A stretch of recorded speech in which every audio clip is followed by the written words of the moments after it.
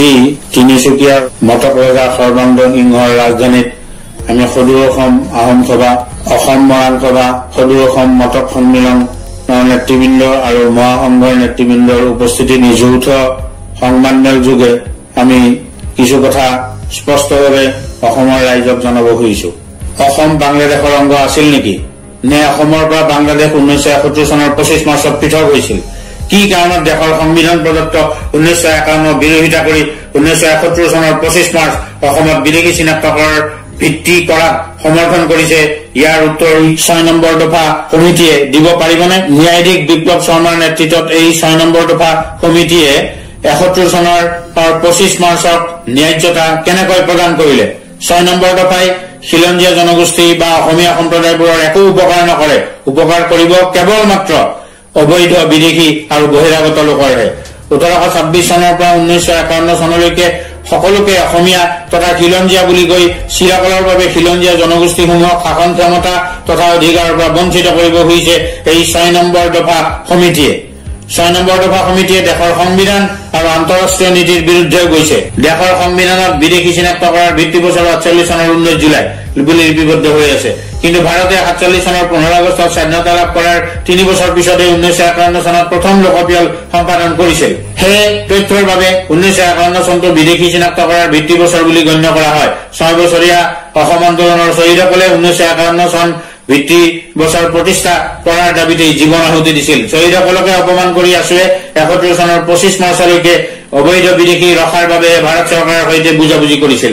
এই বুজাবুজি পত্ৰৰ 6 নম্বৰ দফা কাৰ্যকৰী হলে অসমৰ সকলো সমস্যাৰ সমাধান হ'ব, এনে এটা ধাৰণা দি খিলঞ্জীয়া জনগোষ্ঠী সমূহৰ মৃত্যু নিশ্চিত কৰিবলৈকে আছু আৰু অগপ অসম সাহিত্য সভা আদিয়ে আপ্ৰাণ চেষ্টা কৰি আছে।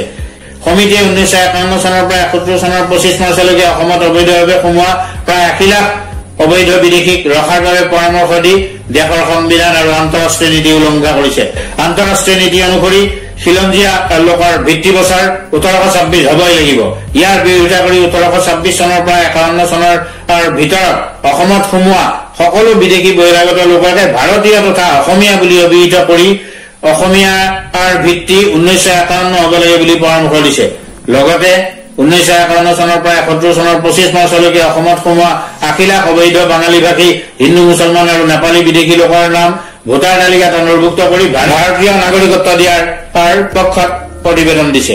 ন্যায়াধীশ হৈ দেশৰ সংবিধান উলংঘা কৰি এনে খিলঞ্জীয়া ধ্বংসকাৰী পৰামৰ্শ কেনেকৈ দিব পাৰে?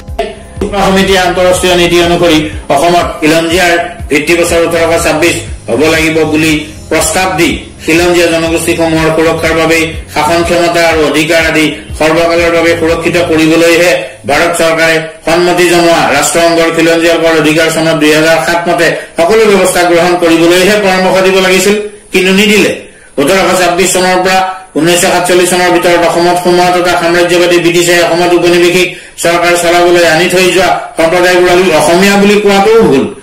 এইসকলৰ 20% অসমীয়া কয় বা লিখে, বাকী সকলোৱে নিজৰ নিজৰ ভাষা কয় আৰু নিজৰ ভাষা অনুষ্ঠান গঢ়ি তুলিছে, নিজৰ কৃষ্টি সংস্কৃতি বজাই ৰাখিছে। কমিটিয়ে পৰামৰ্শ দিব লাগিছিল যে ব্ৰিটিছে নিজৰ স্বাৰ্থত অসমলৈ আনি থৈ যোৱা সম্প্ৰদায়বোৰক খিলঞ্জীয়া তথা অসমীয়া সমাজে মহান মানৱতা আৰু উদাৰতাৰে ভাৰতীয় নাগৰিক ৰূপে স্বীকৃতি দি মৰ্যাদা দিছে আৰু সেইসকলে ভাৰতীয় নাগৰিক হিচাপে পূৰ্ণ অধিকাৰ লাভ কৰি আছে।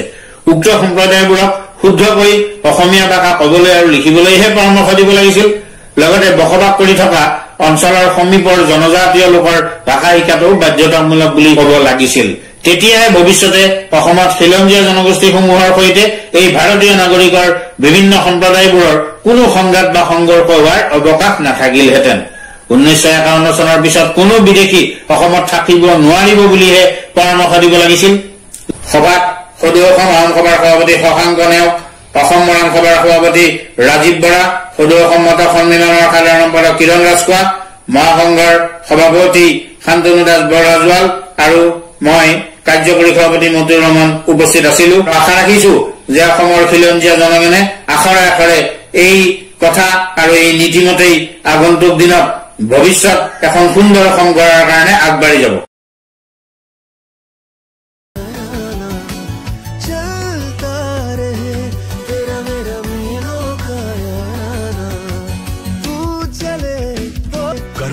में करके घर स्प्लेंडर तय कर रहा है याराना मीलों का।